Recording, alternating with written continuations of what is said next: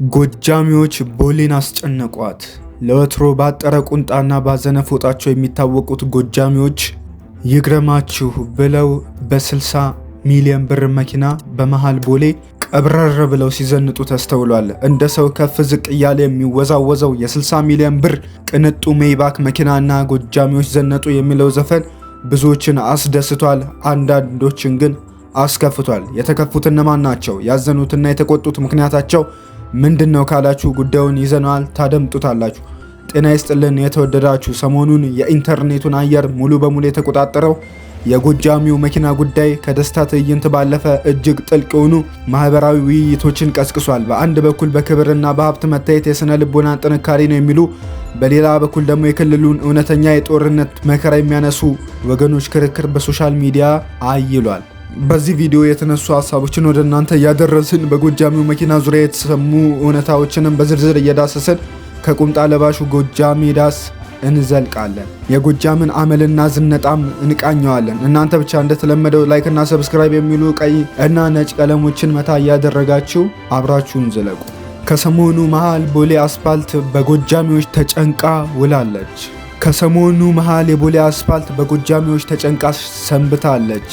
መከታቸውን የዳሩት ጎጃሚዎቹ ደስታቸውን መንገድ ዘግተው ከቅንጡ መኪናቸው ጋር ሲዘሉ ታይተዋል። ሙሽሮቹ እጅግ ውድ በሆነውና ከጎጃሚ በላይ ይንቀጠቀጣል በተባለለት መኪና ውስጥ ተቀምጠው፣ ሚዜዎቻቸው ደግሞ የቦሌን አስፓልት ዘግተው ሲጨፍሩ የሚያሳየው ይህ ቪዲዮ በማህበራዊ ሚዲያ ላይ መነጋገሪያ ሆኗል። መኪናውም ጎጃሚው የሚል ስያሜ ተሰጥቶታል። በድሮ ሞገሱ የተወደደውና የብዙዎች ምኞት የሆነው ገመችስ መኪናን አጃቢ ያደረገው የጎጃሚው መኪና የአዲስ አበባን ዋና መንገድ ዘግቶ የብዙዎችን ቀልብ የሳበ የመርሴዲስ ሜይባክ GLS 600 የሚባል ሲሆን በዓለም ገበያ ከ180 ሺህ እስከ 240 ሺህ ዶላር፣ በሀገራችን ደግሞ ከ50 እስከ 60 ሚሊዮን ብር በላይ የሚፈስበት እጅግ ቅንጡ መኪና ነው። የጀርመን መሐንዲሶች እጅግ ቅንጡ መኪና ነው። የጀርመን መሐንዲሶች ይህንን መኪና ሲሰሩት እንደ ጭቃና አሸዋ ባሉ አስቸጋሪ አስፓልቶች መንገዶች ውስጥ ገብቶ ተቀርቅሮ እንዳይቀር በቀላሉ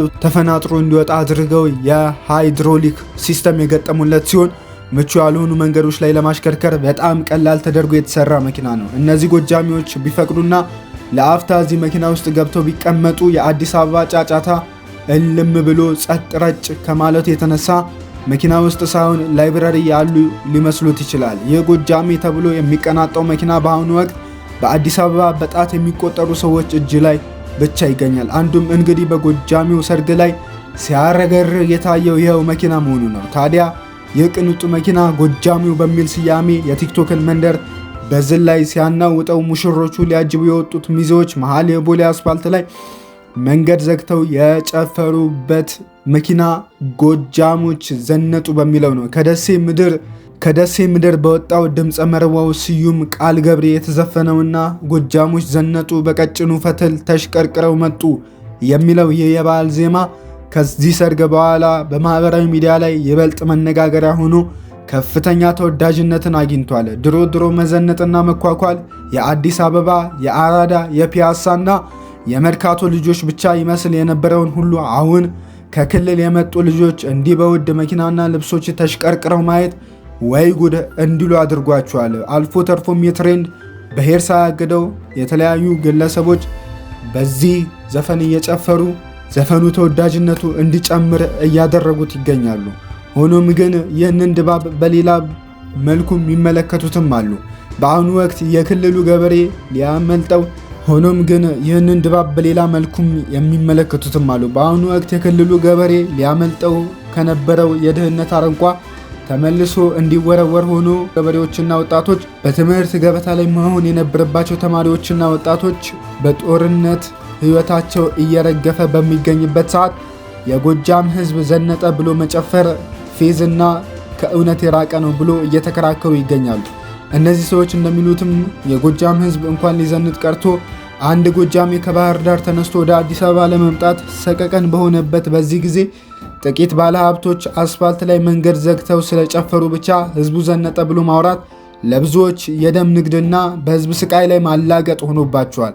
እነዚህ ሰዎችም የጎጃምን ዘብ ሕይወት የሚገልጸው የቴዎድሮስ ካሳሁን የአዞ እምባ እንጂ ሌላ የደስታ ዜማ ሊሆን እንደማይችል እየገመቱ ይገኛሉ። የጎጃም ህዝብ በባህሪው ለታይታ የሚኖር ማህበረሰብ እንዳልሆነም ይነገርለታል። መንገድ ላይ የተቀደደ ሸሚዝ ለብሶ ቤቱ ቢኬድ ግን ቤቱ ሙሉ ጓዳው ደማቅ በምቾት የሚኖር ባለሀብት ሊሆን ይችላል። የጎጃም ሰው እንደሚነገርለት አንገቱን ደፍቶ መስራት፣ እንግዳ መቀበልና በላቡ መኖርን ዋና መታወቂያው ያደረገ አጀበኛ ማህበረሰብ ነው። ብዙዎች እንደሚናገሩትም የጎጃም ሰው ለልብስ ሳይሆን ለመሰረታዊ ነገሮች ቅድሚያ ሰጥቶ በሚያስፈልግ ነገር ብቻ ገንዘብ ማውጣት የሚወድ ማህበረሰብ እንደሆነም ይነገርለታል። አንዲት በአለባበሷ ችግር ውስጥ ያለች ሴት የምትመስል ሴት ኑሮዋ ሲታይ ግን ማዕዷ ሙሉ ሆኖ ያዘነላትን ሰው አጥግባ ልትመልስ ትችላለች። በዚህም የጎጃም ሰው ቁምጣውን ታጥቆና ፎጣውን አገንድሞ ስታየው የዋዛ ሰው እንዳይመስል፣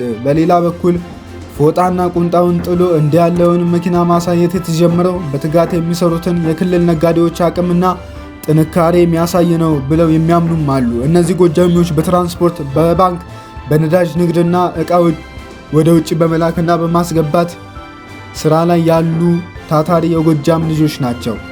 ይህ ውጤት የመጣው ካልሸነፍ ባይነታቸውና ከጠንካራ የሥራ ባህላቸው መሆኑንም መስካሪ አያሻቸውም ይባልላቸዋል። እነዚህ ሰዎችም በችግር ጊዜያቸውም መደሰትና መጨፈር መልካም እንደሆነ ድህነትን ብቻ እያወሩ ከማዘን ምንም አይነት መፍትሄ እንደማይመጣና በደስታና በስኬት መታየት በራሱ ትልቅ የስነ ልቡና ጥንካሬ መገለጫ ነው ሲሉም ይከራከራሉ። ታዲያ ይህ የኢኮኖሚ ጥንካሬና የመነሳት ተስፋ ነው ጎጃሞች ዘነጡ ለሚለው ዘፈን እውነተኛ ቃናና ትርጉም የሚሰጠው። ከዚህም በላይ በክልሉ ውስጥ ጦርነትና አለመረጋጋት አለ ማለት ህዝቡ ሙሉ በሙሉ እጁን ሰጥቶ ማደግና መስራቱን ያቆማል ማለት አይደለም።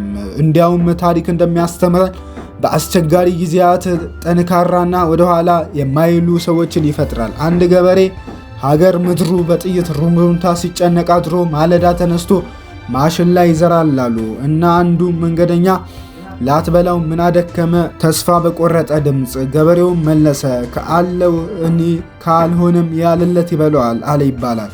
አሁን የሚታየው ጦርነት ፈታኝ ቢሆንም በየቀኑ ማለዳ ተነስቶ ወደ ስራ የሚገሰግስ ንግዱን የሚያሰፋና አዳዲስ የሀብት በሮችን የሚከፍት ታታሪ ማህበረሰብ ነው ብንል ለጎጃም አይበዛም። በሌላ በኩል ከክልሉ ወሬ ወጣ ስንል የስራ አጥነት ቁጥር እጅግ በበዛበት ጊዜና ብዙዎች በቀን አንዴ እንኳን በልቶ ማደር በከበዳቸው በዚህ ዘመን ላይ በዚህ ደረጃ በድሎት የሚኖሩ ባለ ሀብቶች መኖራቸው ብዙዎችን አስገርሟል። ይህ ሁኔታም በሀገሪቱ በድሃና በሀብታም መካከል ያለውን የኑሮ ልዩነት ፍንትው አድርጎ የሚያሳይ ነው ተብሏል። በአንድ በኩል ለህልውናው የሚታገል ሰፊ ማህበረሰብ ባለበት፣ በሌላ በኩል ደግሞ የ60 ሚሊዮን ብር መኪና የሚነዱ ሰዎችን ማየት ለብዙዎች ትልቅ ግርምትን ፈጥሯል። ይህ እውነትም የሀብት ስርጭቱ ጥቂቶች ጋር መከማቸቱን የሚያሳይ ሲሆን በትሬንዱ ላይ ለተነሳው ማህበራዊ ቁጣና ክርክርም ሌላኛው ምክንያት ሆኗል። እንግዲህ ለጎጃሚው ሜባክና ለዘነጡት ትሬንድ በአንድ በኩል የማህበራዊ ሚዲያ ተወዳጅ ትሬንድ ሲሆን፣ በሌላ በኩል ደግሞ ሌላ ክርክርን ያስነሳና የተለያዩ አስተያየቶች የተነሱበት መከራከሪያ አርዕስት ሆኗል። የተወደዳችሁ ጎጃሚዎች ዘነጡ የሚለውን ስትሰሙ ምን አይነት ሀሳብ ጫረባችሁ? ይህንን ሀሳባችሁን በኮሜንት ላይ ከትዝብታችሁ ጭምር ኮሜንት ላይ አስቀምጡልን። ሰላም ቆዩ። ቻናሉን ሰብስክራይብ፣ ቪዲዮን ላይክ፣ ሀሳብ አስተያየቶቻችሁን በኮሜንት ላይ ያጋሩን።